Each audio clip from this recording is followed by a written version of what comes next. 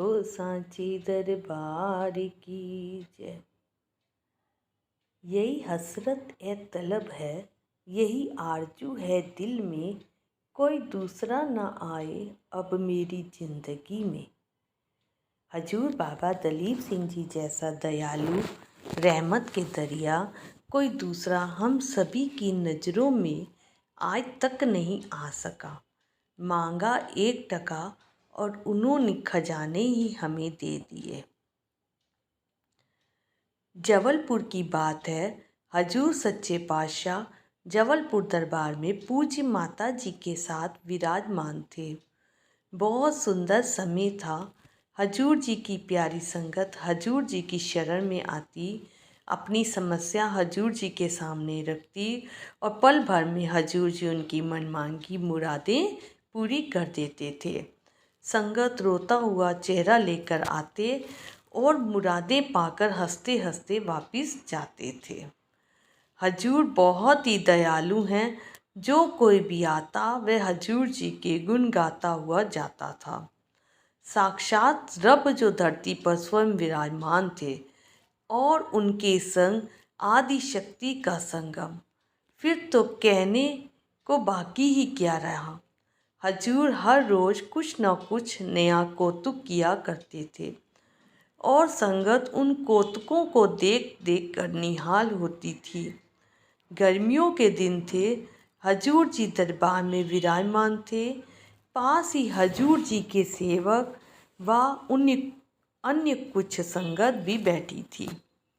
अचानक एक सेवक ने फरमाया, हजूर जी साडे बाग विच एक पेड़ ते मधुमक्खियां दा बहुत वड्डा छत्ता लग्या होया है और जो हुण टुटन वाला है। जे तुसी हुक्म करो ते उस पेड़ ऊपर चढ़ के उस छत्ते तू शहद कढ़ लईए। हजूर जी अपने बाग में हजूर जी इस काम की इजाज़त दे दी और सेवक ने 2-3 संगतों को बुलाया और उनकी अपने साथ लिया। सबको साथ लेकर वे सेवक उस पेड़ के नीचे पहुँचे।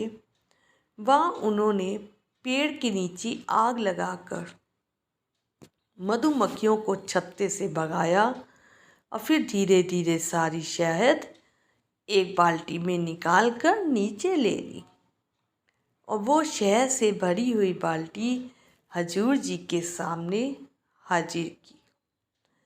तभी पास ही रहने वाली एक छोटी सी लड़की एक छोटी सी कटोरी लेकर आई। हजूर जी के सामने आकर बोली, शायद उसने अपने घर से सेवादारों को शहद निकालते हुए देख लिया था और अपनी माँ के इजाज़त से शहद लेने हजूर जी के पास आ गई।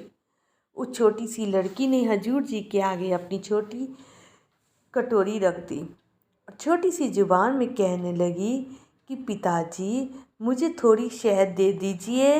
हजूर त्रिलोकीनाथ जी शाहों के शाह, त्रिलोकीनाथ, दया के सागर, हम सभी पर रहम करने वाले, कृपा करने वाले और झोलियाँ भरने वाले मुस्कुरा पड़े और सेवक को आज्ञा दी, बेटा यह शहद की बाल्टी इस लड़की को दे दो और घर छोड़ कर आओ।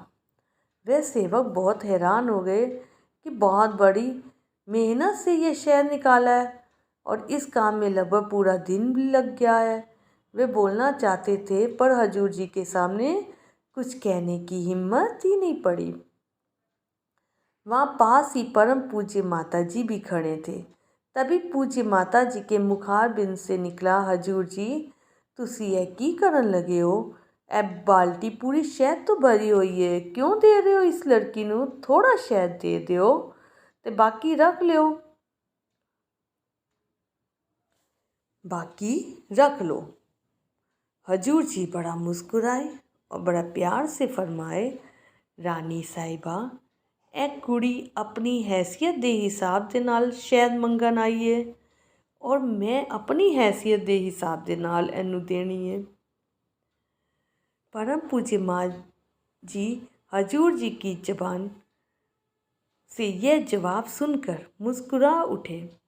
शायद उन्हें हजूर जी की बात जच गई।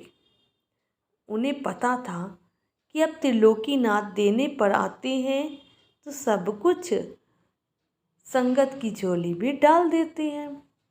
इतना कह हजूर जी ने सेवक को हुक्म दिया कि यह शहद की बाल्टी इस लड़की के घर छोड़कर आओ।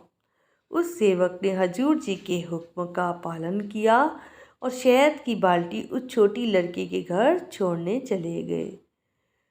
गुरबानी में शब्द है, दाता ओ ना मंगिए फिर मंगनी जाइए, होछा साऊ न कीची फिर पछताइए।